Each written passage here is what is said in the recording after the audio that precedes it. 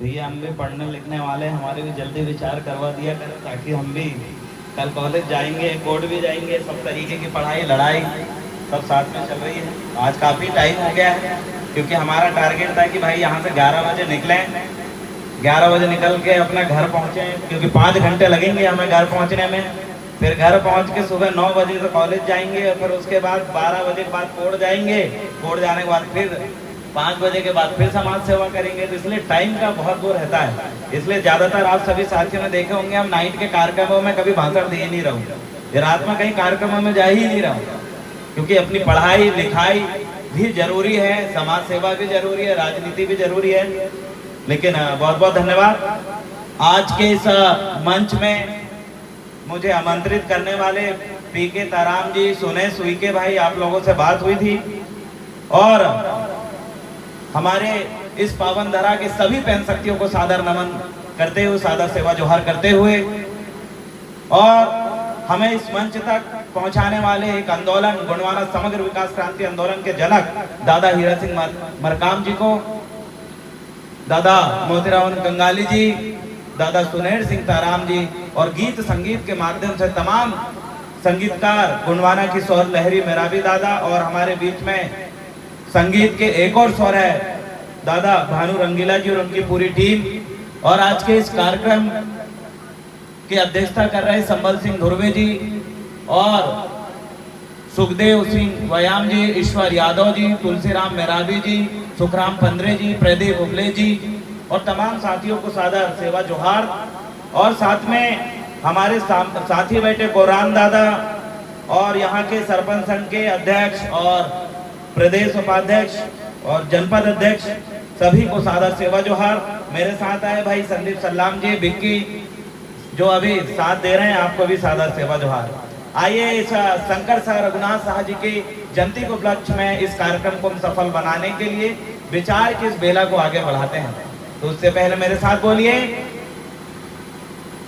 महाराजा शंकर शाह मरावी अमर रहे, महाराजा शंकर शाह मरावी अमर रहे, कुंवर रघुनाथ शाह मरावी अमर रहे।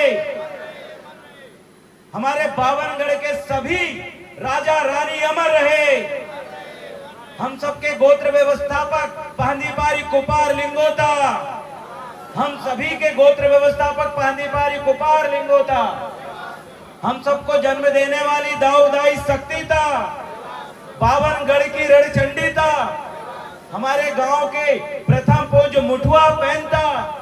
हमारे गांव में घुसते हैं तो जिस शक्ति को हम पूछते हैं मेढ़ो पहनता, खेड़ो दाईता, सामा ढूमा पेड़िया खमेड़िया जैतखान भीमसन बाबा से लेके हिरवा जाटवा भजवा मंगुरदाई पंगुरदाई, जितनी भी दाई है सभी को सादर नमन करते हुए मैं आप सभी को सादर सेवा जोहार और धन्यवाद देना चाहूंगा, मुझे आमंत्रित किया। ने बोला आपने बकायदा एक एक चीजें सुनी होगी और उसको आत्मसात करेंगे, उम्मीद है। आपका ये भाई देवरावन मलावी छिंदवाड़ा जिले की पावन धरा से यहाँ पर आया है और यहाँ पर आने का मेरा यही मकसद था, और मैंने स्पष्ट रूप से अपने फेसबुक लाइव वीडियो के माध्यम से, विचारों के माध्यम से आप सभी लोगों को मैंने यही बताया कि हमारी यहाँ की जो परिस्थिति है और आपके यहाँ की परिस्थिति है, दोनों परिस्थितियों में चलो गणना करते हैं, चलो गणना करते और जानते हैं कि हम जिस स्थिति में जी रहे हैं आखिरकार वो स्थिति परिस्थिति क्या है, उसका समाधान क्या है।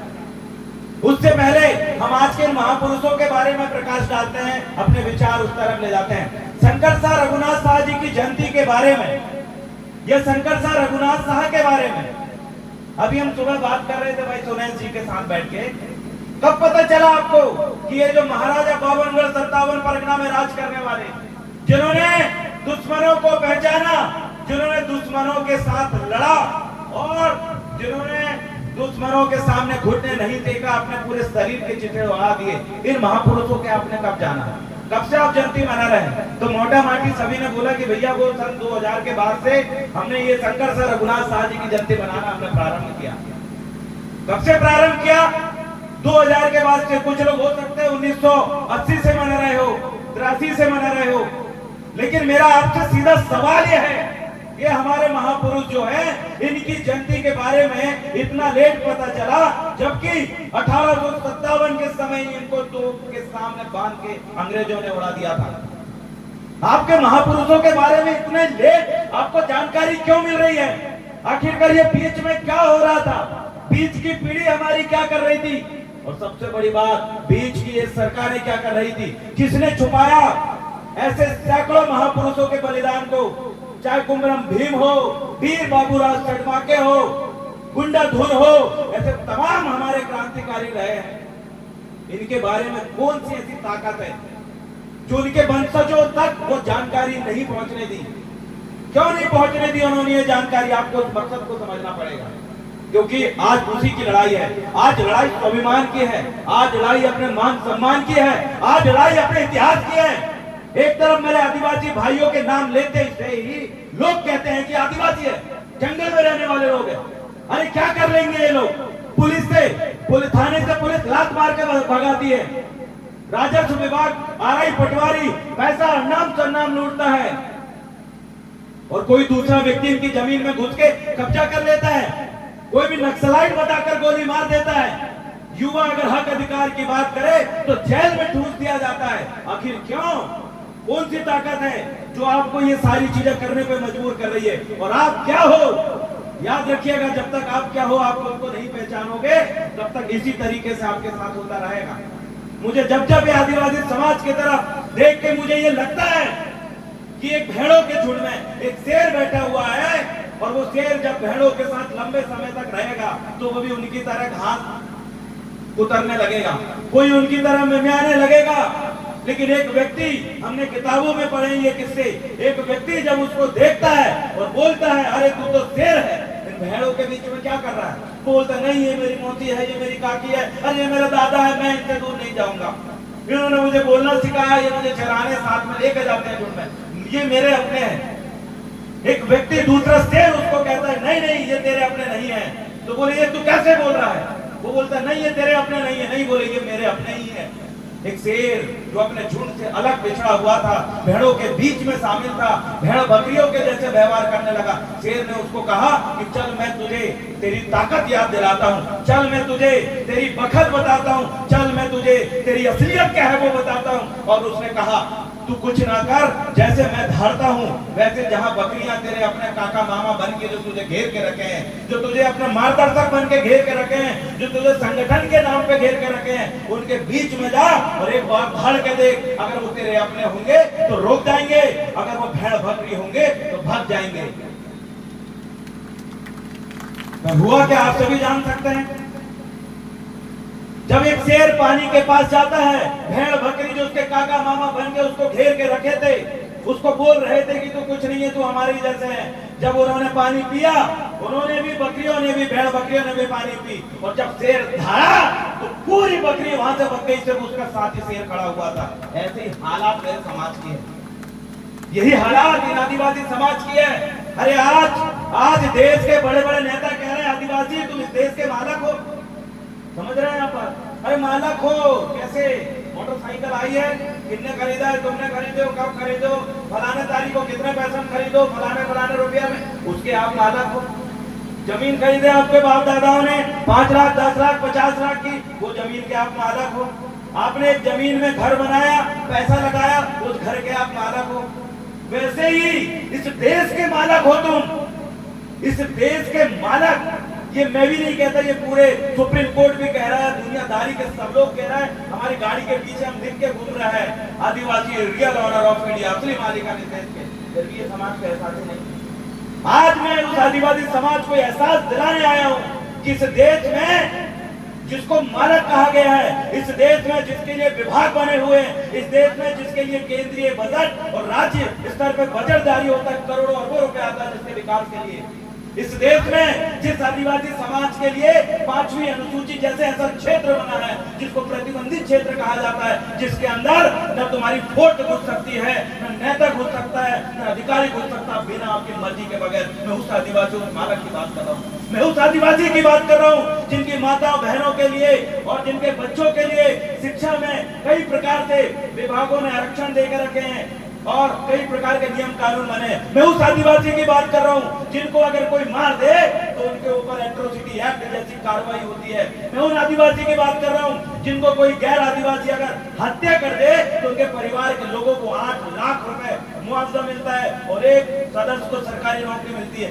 मैं उन आदिवासी की बात कर रहा हूँ जिनके पुरखों ने इस देश में 1750 साल राज किया। मैं उन आदिवासी की बात कर रहा हूँ। मैं उन आदिवासी की बात कर रहा हूँ जिनके पुरखों ने कभी दुश्मनों के सामने घुटने नहीं टेके, लड़ लिए, खून बहा दिए, लेकिन कभी पीछे नहीं हटे। मैं उन आदिवासी की बात कर रहा हूँ जिनके पुरखों ने इस भूखंड में, इस धरती में, इस भारत गणतंत्र में सोने के सिक्के चलाए हैं। मैं उन आदिवासियों की बात कर रहा हूँ जिनके हर जिले में आप जाओ तो किला, महल, गढ़ी, उनकी विरासतें चीख चीख के कह रही है कि तुम इस देश के शासक हो। मैं उन आदिवासियों की बात कर रहा हूँ जिन्होंने इस भारत गणतंत्र को बनाने के लिए 258 से ज्यादा रियासतें दिए, उसके बाद ये भारत गणतंत्र बना, ये भारत देश बना। मैं उन आदिवासियों की बात कर रहा हूँ। मैं उन आदिवासियों की बात कर रहा हूँ जिनके पुरखों ने प्रकृति के ज्ञान से पूरी दुनिया को संदेश दिया। मैं उन आदिवासी की बात कर रहा हूँ जिन आदिवासियों की संस्कृति से हिंदू धर्म से लेकर सनातन धर्म से लेकर ईसाई, मुस्लिम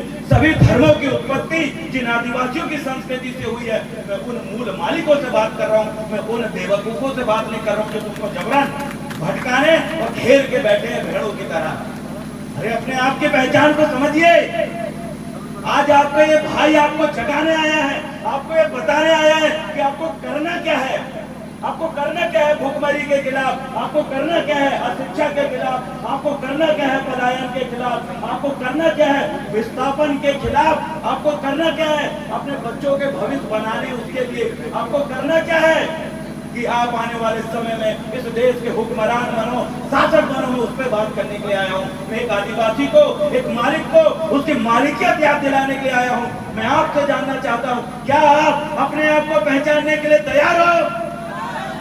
क्या आप अपने आप को जानने के लिए तैयार हो? अगर आप तैयार हो तो बैठ के सुनिएगा। अगर आप तैयार हो तो बैठ के सुनिएगा, क्योंकि ये आदिवासी समुदाय की बात है। ये इस देश के मूल निवासी समुदाय की बात है जो आज एसटी और ओबीसी में बन गया है। ये उन आदिवासियों की बात है जिनकी संस्कृति से पूरी विश्व की संस्कृति की जननी हुई है। एक बार बोल दीजिएगा मोहन भागवत जी को, फिर से बोल दीजिएगा तमाम ईसाई समुदाय के लोगों को, मुस्लिम समुदाय के लोगों को, अरे जिन आदिवासियों ने तुमको पैदा किया, जिन आदिवासियों की संस्कृति से तुम्हारे धर्मों की उत्पत्ति हुई, उन आदिवासियों को ये मत पूछना कि तुम आदिवासी हिंदू हो। उन आदिवासियों को मत बोलना कि तुम आदिवासी ईसाई हो। याद रखिएगा, आदिवासी हिंदू, मुस्लिम, ईसाई बन सकता है, लेकिन कोई ईसाई, मुस्लिम और हिंदू आदिवासी नहीं बन सकता। मेरे साथियों, आदिवासी नहीं बन सकता। आदिवासी उस माँ की कोख से जन्म लेता है। जो आदिवासी है, हमारी भाषा में हम कोई तो रहे, हम हमारी माँ की कोख से जन्म लेते हैं। हमको कोई बना नहीं सकता। लेकिन दुर्भाग्य है, इस देश के संविधान में आपके दुश्मनों ने, आपको खत्म करने वाले, आपकी नस्ल को खत्म करने वाले लोगों ने, आपके इतिहास को खत्म करने वाले लोगों ने, आपकी भाषाओं को खत्म करने वाले लोगों ने, आपके जमीन जायदाद खत्म करने वाले लोगों ने इस संविधान में आदिवासी बनाने जैसी कॉलम बना के रखा है। उन्होंने एक सूची बना के रखा है कि वो जैसे अरुणाचल प्रदेश और बाकी जो एरिया में जो ब्राह्मण पंडित लोग हैं उनको अनुसूचित जनजाति बना दिया है, और एक तरफ लोग लड़ रहे हैं कि हमें भी अनुसूचित जनजाति बनाओ। इसलिए याद रखिएगा, आदिवासी होना और अनुसूचित जनजाति होना दोनों में फर्क होता है। आदिवासी पैदा होते हैं और अनुसूचित जनजाति और शेड्यूल ट्राइब संविधान में बनाए जाते हैं उस अनुसूची में जोड़ के। ये षड्यंत्र है, ये षड्यंत्र है कि आदिवासियों के बीच में दूसरे लोगों को जबरन आदिवासी बनाने का, ताकि आपकी जमीनें वो लूट सके, आपके अधिकारों का वो हनन कर सके, आपके लोगों के बीच में घुस के इस ओरिजिनलिटी को, जो मूल नस्ल है, उस नस्ल को क्रॉस करके खत्म कर सके, आपके डीएनए को कमजोर कर सके। ये बहुत बड़ा षड्यंत्र इस देश की सरकार में बैठे लोग हमारे लिए कर रहे हैं। नियम कानून सही था, नियम कानून अपनी जगह में जो बनाया गया वो हमारे पुरखों ने बनाए थे हमारे लिए। 1935 का जो संविधान है, इस देश को आजादी से पहले हमारे बाप दादा ने अंग्रेजों से लड़के जो कानून हमारे लिए बनाए, उन कानूनों में संशोधन हो रहा है। आपके लोगों को कोई मार नहीं सकता था। अगर किसी ने मार दिया तो अनुसूचित जाति, अनुसूचित जनजाति अत्याचार निवारण कानून 1989 के अंतर्गत जो AJK थाना होता है, जिसे आजाद थाना आप कहते हैं, हर जिले में होता है, वो उठा के ऐसे लोगों के तुरंत गिरफ्तार करता था और उनकी जमानत नहीं होती थी। ये कानून हमने लड़ के लिया था। लेकिन आज जो सरकारें आपके हितैषी बन के बैठी है, जो लोग आपके अपने बनते हैं, जो लोग आज विधायक और सांसद बन के बैठे हैं, इन्हीं नपुंसकों की वजह से आपका एट्रोसिटी एक्ट कमजोर हुआ और आपके लोगों के मुंह पे पेशाब कर रहे हैं। लेकिन ये लोग जाग नहीं रहे। आपकी बहू बेटियों को सरेआम मणिपुर में गोली मारा गया, लेकिन ये लोग जाग नहीं रहे। अरे देश आजाद हो चुका है, किसी को बीच रोड में नंगा घुमा के गोली मार रहा है, ये आजाद की परिभाषा है? इसको आप देश आजाद कहोगे? इसको आप देश आजाद कहोगे कि एक आदिवासियों को नक्सलाइट बता के मारा जा रहा है? इसको देश आजाद कहोगे? इसको आजाद कहोगे कि जिन आदिवासियों के लिए संविधान के अंदर उनके स्वशासन का अधिकार दिया गया था, उस संरक्षित क्षेत्र में, उस आरक्षित क्षेत्र में दूसरे का घुसना प्रतिबंधित था, वहां ये निकम्मी सरकार ने यहाँ की खनिज संपदा को लूटने के लिए और इन आदिवासियों के अस्तित्व को खत्म करने के लिए आपके ही भाई बंधुओं को यहाँ पर तैनात करके रखी। इसको आप देश आजाद बोलोगे? इसको आप लोकतंत्र बोलोगे?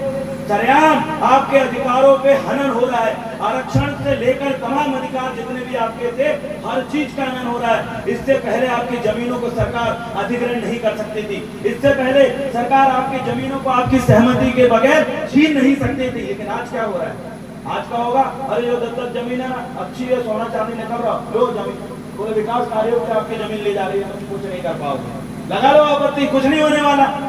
जहां देखो वहां आपके जो अधिकार है, जिसके लिए आपके बाप दादाओं ने खून बहाए, अपनी गर्दन कटवाई, जहर खा के मरे, इंजेक्शन लगा लगा के मारे गए, गोली मारा गया, जिन्होंने अधिकारों को अपने खून से बनाया था, उन अधिकारों को आपकी आंखों के सामने खत्म कर रहे हैं ये लोग।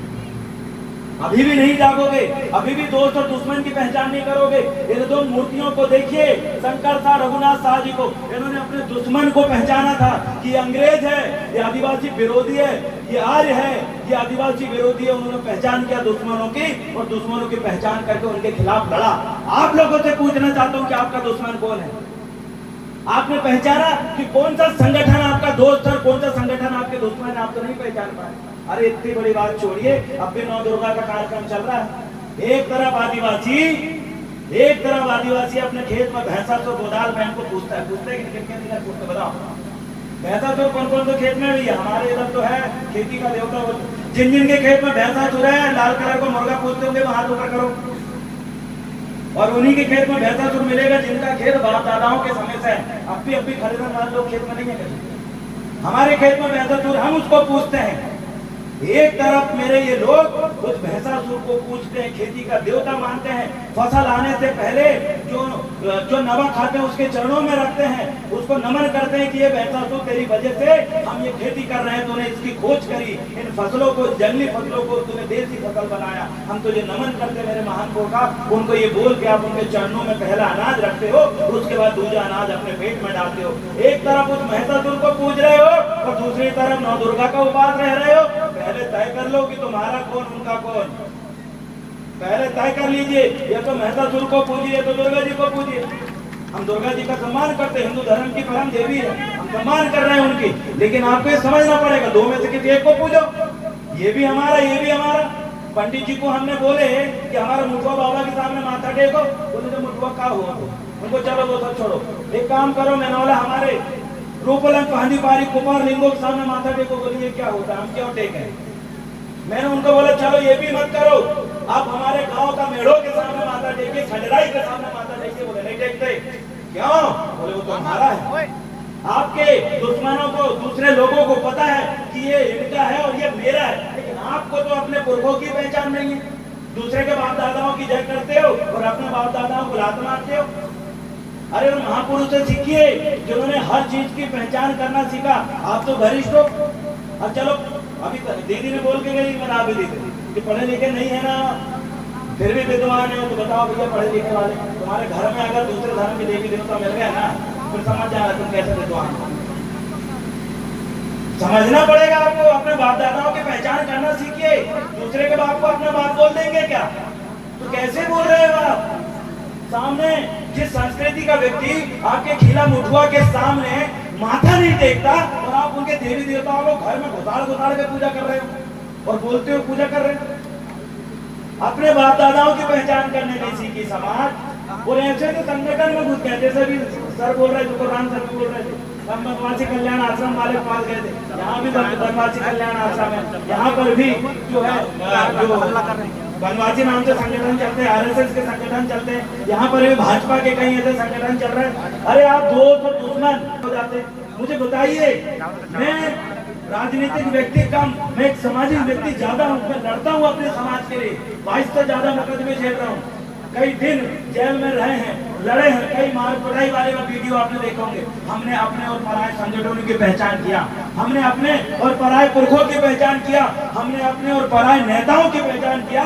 अगर जो समाज दोस्त और दुश्मन को नहीं पहचानता, उसके साथ क्या होता है, क्या होता है उसके साथ? एक युद्ध चल रहा है, ये पूरा मैदान में युद्ध है। उदाहरण के तौर पर मैं आपका सेनापति हूँ, आपको मैंने बोला कि जाओ तलवार उठाओ, दुश्मन से लड़ो। यहाँ हमारे लोगों को दुश्मन की पता ही नहीं है, पहचान नहीं है, तो अपने लोगों को गले में खंजर रख के बोलेंगे हाथ डालना, वही हो रहा है। तुमको पहचान ही नहीं है तुम्हारा दुश्मन कौन है, तो तुम अपने से लड़ रहे हो। एक भाई गुणमाना महासभा वाला, एक भाई फलाना संगठन वाला आपस में लड़ रहा है। क्यों? क्योंकि हमारे लोगों को दोस्त और दुश्मन की पहचान नहीं है। जिस दिन दोस्त और दुश्मन की पहचान पता चल गई, इसलिए जिस दिन पता चल जाएगी उस दिन क्या होगा, नालायक हमेशा अपनों से लड़ता है और लायक हमेशा दुश्मनों से लड़ता है। जिस दिन दुश्मन और दोस्त की पहचान चल गई, उस दिन आप गोंडवाना के लायक सैनिक हो जाओगे और सिर्फ अपने दुश्मनों पे गुस्सा दिखाओगे, अपने लोगों पे।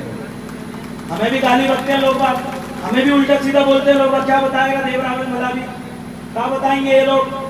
10 गाली देंगे, लेकिन वो मेरा अपना भाई है। वो गाली दे, पीछे से एक लात भी मारेगा, मैं झेलूंगा, क्योंकि वो मेरा भाई है, वो मेरी बहन है, वो मेरी माताएं हैं। वो गाली देंगे, हम सहन करेंगे, लेकिन कोई दूसरा व्यक्ति ने अगर चूचा भी किया तो उसको संवैधानिक और गैर संवैधानिक दोनों तरीके से सबक सिखा देंगे, जितनी ताकत हमें है। क्यों? क्योंकि हम लायक हैं, नालायक नहीं हैं। हम अपनों से नहीं लड़ते, हम पराये उन दुश्मनों से लड़ते हैं जो हमारे खिलाफ कदम में कदम, हर नए कदम चाल चल रहा है, रणनीति बना रहा है। आप कब पहचानोगे?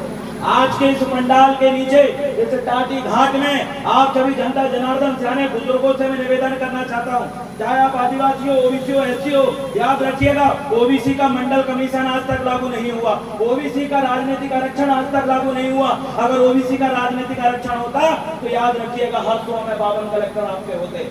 अगर ओबीसी का राजनीतिक आरक्षण अगर होता तो राजनीति में 100 में से 52 विधायक आपके होते। लेकिन यहाँ ओबीसी के भी हक मार लिया गया, यहाँ एससी को तो छुआछूत के नाम पे आज भी डराया जाता है और आदिवासियों को तो चुन चुन के मारा जाता है। ये हो रहा है। आप मूल निवासी समुदाय ये तय करिए कि आपका दोस्त कौन है और आपका दुश्मन कौन है। अगर आप ये तय नहीं करोगे तो आपस में ही लड़ते रहोगे, आपस में ही टांग करी करते रहोगे। अभी हम दोपहर में चर्चा कर रहे थे, मेरे एक दोस्त एक साथी ने कहा कि हमारे गोंडवाना के कुछ लोग आ गए और कुछ लोग चले गए। तो मैं आपसे कहना चाहता हूँ, ये समाज बड़ी है कि नेता बड़ा है? बताइए मुझे, समाज बड़ी है कि नेता बड़ा है? एक देव रावण चले जाएगा तो 10 देव रावण समाज खड़ी कर सकती है कि नहीं? मुझे बताइए, कर सकती है कि नहीं? तो 10 दरबू दादा खड़े क्यों नहीं किए आप लोगों ने? 10 दरबू सिंह दादा खड़े क्यों नहीं किए? दरबू दादा को ये समाज में बनाई थी, क्या ये समाज 4 और दरबू दादा नहीं बना सकती? अब नहीं बना, अगर दूसरे बोलेंगे दरबू दादा तुमसे नाराज हो गए, उधर चले गए हैं, तो हमारे बच्चों में पालो वाला सोच रहे हैं। एक दरबू दादा हमने बनाए थे, 4 और दरबू दादा बनाएंगे। आने वाले समय में दरबू दादा फिर से साथ आएंगे और फिर से गोंडवाना झंडा लहराएंगे। ये भी करने की ताकत हमें है, आप में है। ये समाज गंगा है, ये किसी से कमजोर नहीं है। ये समाज मेरे जैसे कई लड़के को तैयार करी है, आगे भी करती रहेगी। लेकिन आपको ये तय करना है कि ये समाज का निर्माण आपको करना है। याद रखिएगा, समाज का निर्माण करने से मतलब है कि समाज को ये पता होना चाहिए दोस्त और दुश्मन कौन है। अब दोस्त और दुश्मन हर चीज में, राजनीतिक संगठन में दोस्त और दुश्मन कौन है, सामाजिक संगठन में दोस्त और दुश्मन कौन है, इतिहासों को बचाने वाला और खत्म करने वाला दोस्त और दुश्मन कौन है, आपके लोगों के क्षेत्र में खनिज संपदा लूटने वाला और संरक्षित करने वाला दोस्त और दुश्मन कौन है, आपके शिक्षा के संस्थानों में, शिक्षा में आपके महापुरुषों का इतिहास डालने वाला और इतिहास को हटाने वाला दोस्त और दुश्मन कौन है। अरे आपके बाप दादाओं ने बसाया हुआ भोपाल शहर, भूपत सल्लाम ने जिस शहर को बसाया, रानी कमलावती सल्लाम ने जिस शहर को बनाया, आज उस शहर का नाम भोजपाल रख रहे हैं। आप पहचानिए, आपके बाप दादाओं के बताए हुए शहर का नाम बदल रहे हैं ये लोग। आप नहीं समझे, आप ही ने बनाया है। आप ही ने ऐसे लोगों को उनको सत्ता सौंप दी है, ऐसे लोगों को अपनी भविष्य की बागडोर सौंप दी है जो तुमको कुआं में ढकल के और पत्थर बांध के मारना चाहते हैं। आप अभी भी नहीं समझोगे तो क्या करोगे? पहली चीज है, आज आप शपथ लेके जाएंगे कि दोस्त और दुश्मन की पहचान करेंगे। तैयार है आप? तैयार है आप? तो समाज तैयार होने की पहली सीढ़ी ये है। दूसरी सीढ़ी समाज तैयार करने की क्या है? समाज में एकता कब आएगी? याद रखिएगा, आपके धान के खेत हमने देखे हैं, धान के खेत को सीधा जाके आप धान रोपते नहीं हो, पहले उस खेत को तैयार करते हो, उसमें पानी की पर्याप्त बंदोबस्त और व्यवस्था करते हो, उसके बाद ही उसमें आप धान रोपने का काम करते हो। जिस तरीके से आपने खेत को तैयार किया उसके बाद धान रोपा, वैसे ही आपको जैसे खेत को तैयार करने में आपने मेहनत लगाया, वैसे ही समाज को तैयार करने में मेहनत लगाइए। कैसे तैयार करोगे? समाज को विचारवान बनाइए। कैसे विचारवान बनाओगे? उसके संस्कृति के बारे में, इतिहास के बारे में, उसके ऊपर होने वाले आक्रमण, अतिक्रमण, अत्याचार, बलात्कार, आर्थिक, शैक्षणिक सब विषय में चर्चा करिए। जिस दिन आप छोटी छोटी टोली बना के, जैसे अभी यहाँ पर महापंचायत वाले लोग कर रहे थे, वैसे टोली बनाकर गांव गांव ऐसे 20-25 लोगों को तैयार करें जो अलग अलग गांव में एक ही दिन 20-20, 25-25 गांव में चर्चा कर सकें। इससे समाज तैयार होगी, विचार आएंगे, सवाल आएंगे। कई लोग बोलेंगे कहा है गोंडवाना का कल्ला ज्यादा हीरा सिंह मरकाम ने वो नहीं तो गोंडवाना बर्बाद करे, सवाल करते हैं ना। आपको जवाब पता नहीं है, क्यों? क्योंकि आपकी समाज तैयार नहीं है। जिस दिन समाज तैयार होगी, क्या जवाब देंगे ऐसे लोगों को जो दादा हीरा सिंह मरकाम जी को गाली देते हैं? उनको जवाब देंगे कि अगर दादा हीरा सिंह मरकाम जी नहीं होते तो जो गोंडवाना का पीला गमछा, और आप जो पीला गमछा डाल रहे हो, जैसे वो बोल रहे हो वो बोल नहीं पाते, दादा हीरा सिंह मरकाम नहीं होते तो आज गोंडवाना के जिन महापुरुषों के आगे ये बड़े बड़ी पार्टी वाले लोग माथा टेक रहे हैं, इससे पहले क्या ये मर गए थे?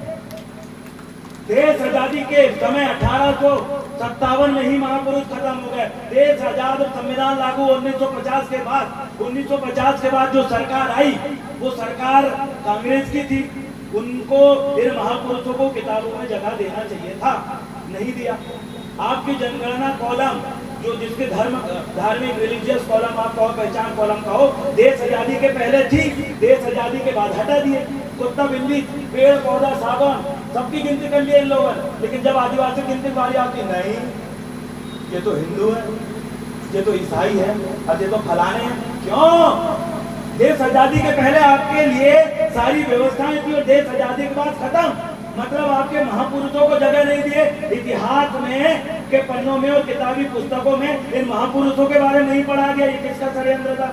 इसलिए दादा हीरा सिंह मरकाम जी कहते थे, चोर चोर मुसेरे भाई, एक थाली के ये चट्टे बट्टे लोग हैं, इन्होंने ही आरएसएस को जन्म दिया है और एक नया पार्टी आई है वो आरएसएस को पाल रही है। इसमें ऐसे लोगों से सावधान रहिए, ये आपके दुश्मन है। दादा हीरा सिंह मरकाम जी ने पहचान करना सिखाया है।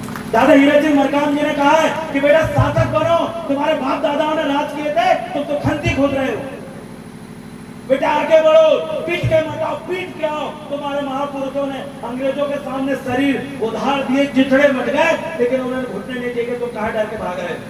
दादा हीरा सिंह मरकाम जी नहीं होते तो आज जितना उनसे बना, जितना उन्होंने गोंडवाना को जाना समझा, जितने उनमें हिम्मत थी, पीएचडी गोल्ड मेडलिस्ट थे एलएलबी में, जितना उनके पास शिक्षा थी उन्होंने उतना उस गोंडवाना को तैयार किया। अब गोंडवाना में कोई अगर कमी है तो आपकी और मेरी जरूरत है कि उन कमी को पूरा करना।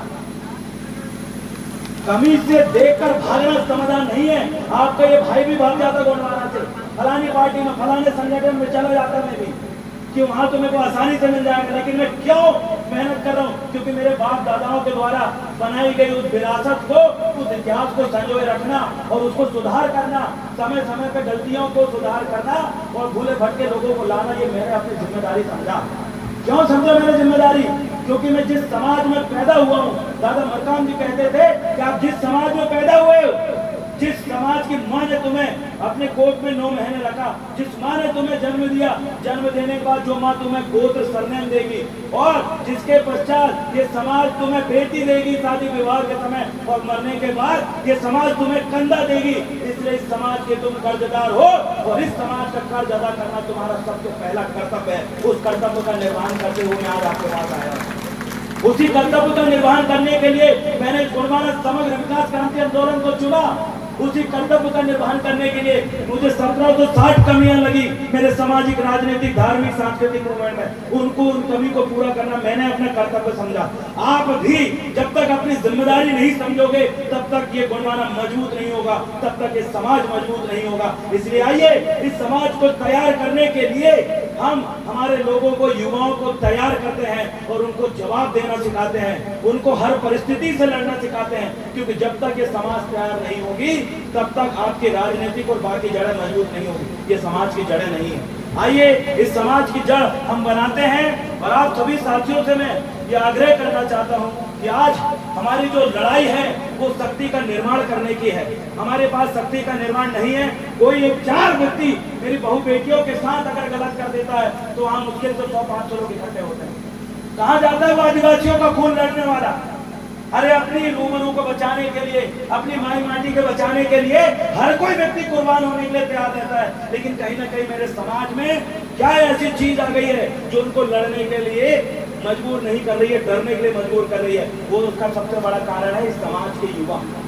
याद रखिएगा, युवाओं ने नेपाल के अंदर वहां क्रांति ला दी, सत्ता परिवर्तन करने की हिम्मत। और दादा हीरा सिंह मरकाम कहते थे कि युवा की जवान नौजवान साथी वो धारा है, युवा नौजवान साथी वो प्रवाह है, युवा नौजवान साथी वो तूफान है जिसको रोकना चच्चे के बस में नहीं होता। आप में इतनी ताकत है, आप अपनी पहचान को, आप अपनी शक्ति को नहीं पहचान रहे हैं। इसलिए शक्ति का निर्माण करने के लिए जब जब आप आगे आते हो तो लोग आपको कहते हैं राजनीति से दूर रहना। जब जब शक्ति के निर्माण की बात आती है तो आपको राजनीति से भगाया जाता है। और आज आपके लिए कानून कौन बनाता है? विधानसभा और लोकसभा में। आपके लोगों के लिए यहाँ पर नक्सलाइट नाम से गोली मारने के लिए फोर्स आएगी या नहीं आएगी कौन तय कर रहा है? राजनीति। आपकी माताओं बहनों को लाडली बहना के नाम पर पैसा देना है नहीं देना है कौन तय कर रहा है? राजनीति। आपके बच्चों के हाथ में स्लेट होगी या प्लेट होगी, कटोरा होगा या हाईटेक कंप्यूटर होगा, ये कौन तय कर रहा है? राजनीति। आपके बच्चों को वो टूटा हुआ सरकारी स्कूल में पढ़ना है और दब के मरना है या हाईटेक अच्छे स्कूल चाहिए, कौन तय कर रहा है? राजनीति। आपके किसान भाइयों को, आपके नौकरी करने वाले अधिकारियों को वो समाज के लिए काम करें या ना करें, कौन तय कर रहा है? किसका ट्रांसफर कहाँ करना है? राजनीति। 2014 के पहले इस अडानी का नाम हमने नहीं सुना था। आज वो अडानी दुनिया का सबसे अमीर व्यक्ति बन जाता है। किस वजह से? राजनीति की वजह से। आज लोग IAS IPS बन जा रहे हैं बिना एग्जाम दिए, बैकडोर एंट्री हो रही। किसकी वजह से? राजनीति की वजह से। आपकी जमीन आपको पलायन करना, आपको विस्थापन करना, बफर जोन के नाम पे भगाना, खनिज खोदने के नाम पे भगाना, ये कौन तय कर रहा है? राजनीति। याद रखिएगा, आपके बच्चों का भविष्य का निर्धारण अगर कोई करती है तो राजनीति करती है। कि आपका बच्चा वो गरीबों की तरह छोटे स्कूल में पढ़ेगा या बड़े बड़े प्राइवेट स्कूल में पढ़ेगा, ये शिक्षा का दोहरीकरण कौन करता? राजनीति। कलेक्टर का बच्चा और एक मजदूर का बच्चा एक स्कूल में जिस दिन बैठ के पढ़ने लगेगा उस दिन शिक्षा सबके लिए समान होगी, लेकिन नहीं करेंगे वो लोग। क्यों? क्योंकि ये तय कर रही है राजनीति। एक बच्चे को साइकिल से जाने के लिए कहा जाता है भोपाल, और एक बच्चे के लिए हेलीकॉप्टर दे दिया जाता है और बोलते हैं कि कौन पहले पहुंचेगा तो हेलीकॉप्टर वाला पहला पहुंचेगा। यही हो रहा है। क्या है शिक्षा व्यवस्था मेरे बच्चों की? मेरे समाज के बच्चों की शिक्षा व्यवस्था ये है, पहली से लेकर 12वीं तक वो अंग्रेजी पढ़ता है और 12वीं के बाद जब मैं उससे अंग्रेजी से बात करता हूँ तो वो अंग्रेजी नहीं जान पाता। मतलब 12 साल अंग्रेजी पढ़ने के बाद भी बच्चा अंग्रेजी नहीं सीख पा रहा है। ये है मेरी शिक्षा व्यवस्था। शिक्षा व्यवस्था क्या है? शिक्षा व्यवस्था ये है जहाँ हमारा बच्चा बेरोजगार घूम रहा है, नौकरी के लिए दर ठोकरे बोल रहा है, मांग रहा है। ये है मेरी शिक्षा व्यवस्था। इसलिए सम्मानित साथियों, दादा हीरा सिंह मरकाम जी कहते थे कि आओ मेरे नौजवानों, आओ मेरे गोंडवाना भूमि के मूल निवासियों, इस गोंडवाना समग्र विकास क्रांति आंदोलन को आगे बढ़ाते हैं। दादा हीरा सिंह मरकाम जी ने कहे थे कि आइए समग्र विकास क्रांति आंदोलन के अंतर्गत अपने स्कूल खोलेंगे, अपने गोंडवाना विद्यालय गोंडवाना स्कूल खोलेंगे और अपने बच्चों को अपने महापुरुषों का इतिहास बताएंगे और उस लेवल की पढ़ाई पढ़ाएंगे जिस पढ़ाई के हकदार हमारे बच्चे हैं। दादा हीरा सिंह मरकाम जी समग्र विकास क्रांति आंदोलन के अंतर्गत कहते थे कि आइए मेरे बच्चों को स्पोर्ट्स में, खेलों में हम तैयार करते हैं। जिन शहर के बच्चों के पास उतनी स्टैमिना नहीं, उतनी ताकत नहीं है, दौड़ नहीं पाते, लेकिन शहर का बच्चा दौड़ के गोल्ड मेडल लेकर जाता है, जबकि उस बच्चे से भी तेज दौड़ने वाला मेरा गांव का बच्चा है, जो खड़ी पहाड़ को बकरी के पीछे, भेड़ बकरी के पीछे, गाय के पीछे सारी पहाड़ चढ़ जाएगा दौड़ते दौड़ते, वो अगर गोल्ड मेडल के लिए दौड़ेगा तो उसको सबसे पहले मिलेगा, लेकिन उसको प्लेटफॉर्म नहीं मिला, उसको मौका नहीं मिला। शहर के लोग गोल्ड मेडल ला रहे हैं।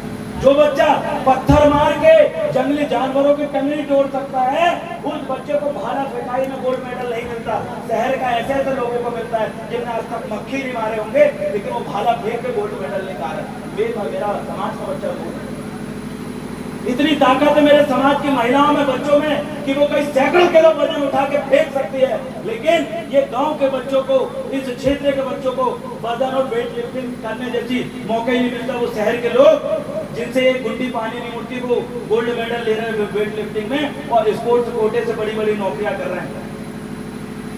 समग्र विकास क्रांति आंदोलन को समझिए।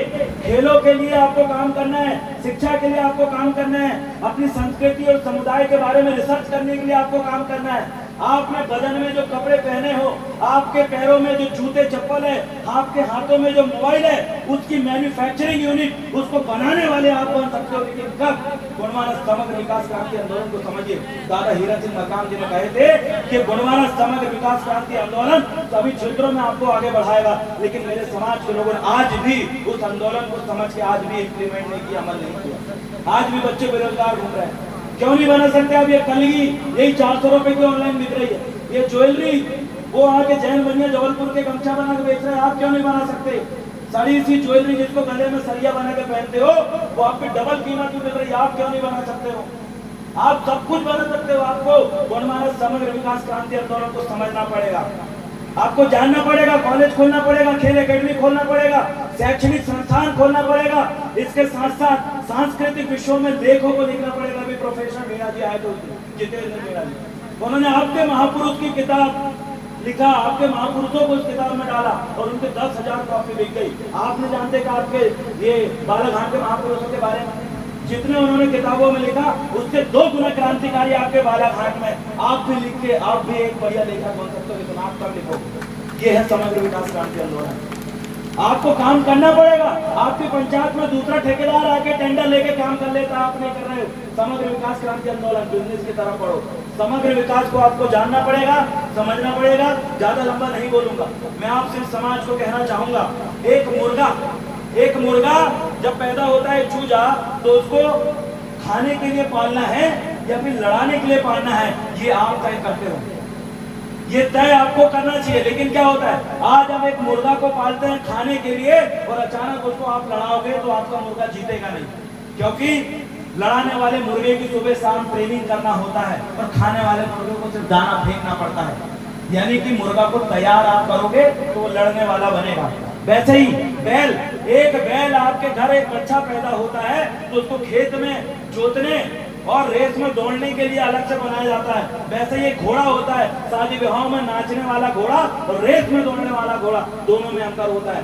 आप लोग तैयार करते ही नहीं हो। एक कुत्ता बिल्ली मुर्गा को तैयार किया जाता है, लेकिन मेरे समाज के मेरे लोग उन बच्चों को तैयार नहीं कर रहे जिनके हाथ में इस भविष्य की बागडोर है, ये गुणवाना की बागडोर है।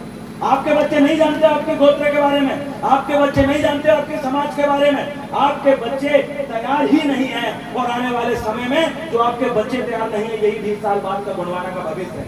और बच्चे तैयार नहीं है तो गुणवाना का भविष्य तैयार नहीं है। और जब गुणवाना का भविष्य तैयार नहीं है तो आरएसएस और मनुवादी लोग आपके बच्चों के हॉस्टल में जाते हैं और वहां पर वो और आपके दुश्मनों के इतिहास को पढ़ाते हैं, आपके बाप दादाओं का नहीं। स्कूलों में, अस्पतालों में आप देख लीजिए, आपके समुदाय का ये क्षेत्र है, जितने भी छात्रावास एक बार चले जाइए, आरएसएस ने आपके आदिवासी बच्चों को आपके खिलाफ लड़ाने के लिए तैयार कर रही है, लेकिन आपको पता ही नहीं है। आप अपने बच्चों के भविष्य का निर्धारण अपने दुश्मनों के हाथ में सौंप के रखे हो और उम्मीद करते हो समाज का विकास हो जाए, शैक्षणिक विकास हो जाए, समाज का आर्थिक विकास हो जाए। कैसे होगा? आप तैयार ही नहीं कर रहे हो। आप उस शादी विवाह में नाचने वाले घोड़े को रेस में दौड़ा रहे हो और वो नाचता है वहां पर, दौड़ता नहीं है, क्योंकि आपने तैयारी नहीं किया। वो मुर्गा जिसको खाने के लिए आपने पाले हो, उस मुर्गे को बोलते चलो मुर्गा लड़ाई में आपको लड़ाएंगे, एक ही झटके में खत्म हो जाता है वो। वैसे आपके बच्चे हैं, नहीं किया आपने तैयार। दादा मरकाम जी शुरुआत से ही कह रहे हैं, गोटुल बनाइए, गोटुल में बच्चों को पारंपरिक, सांस्कृतिक, धार्मिक सब शिक्षा दीजिए। गोटुल आपके बच्चों के भविष्य का और उसके चरित्र का निर्माण करेगा। आप नहीं बना रहे, कहां से आपका समाज का भविष्य बनेगा? याद रखिएगा, जो जैन समुदाय को आप देखिए, सिख समुदाय को आप देखिए, ईसाई समुदाय को आप देखिए, मुस्लिम समुदाय को आप देखिए, ब्राह्मण समुदाय को आप देखिए, ये जितने कामयाब समुदाय हैं ये अपने बच्चों को तैयार करते हैं, ये अपने बच्चों के बारे में सोचते हैं, कहाँ पढ़ रहा है, क्या पढ़ रहा है, उन बच्चों के भविष्य का निर्धारण वो करके रखते हैं, वो समाज आगे हैं। और आपके और हमारे बच्चे आज भी घूम रहे हैं और आज भी हमारी समाज तैयार नहीं है, और समाज तैयार नहीं है, खेत तैयार नहीं है, और अचानक जाके वहाँ धान बो दिए और धान बो के आप उम्मीद कर रहे हो कि बढ़िया धान होगी, नहीं होगी, बर्बाद हो जाएगी। फिर से आप जब तक खेत तैयार नहीं करोगे तब तक आप धान रोपोगे नहीं, और रोप भी दिया आपने एकदम से जाके बंजर जमीन में तो आपकी धान उगेगी नहीं। वैसे ही आपकी नस्ल और फसल है, ये नस्ल और फसल संरक्षित रखना पड़ता है। फसल को अगर आप वैसे ही छोड़ दो तो जानवर बर्बाद कर देंगे, वैसे नस्ल को भी वैसे ही छोड़ दो तो शहर में जाके तो बर्बाद कर देंगे आरएसएस मरुवादी लोग आपकी नस्ल को।